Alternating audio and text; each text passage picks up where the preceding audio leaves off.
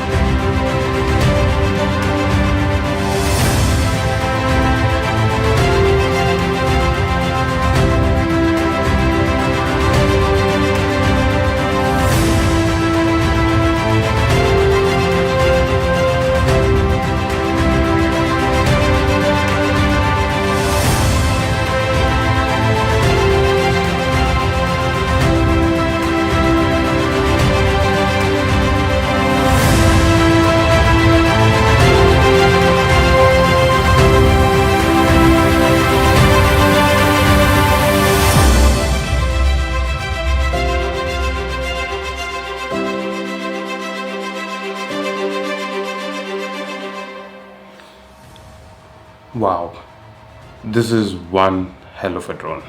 This is a marvel. This is a beast. This one is like, it's like namaste size.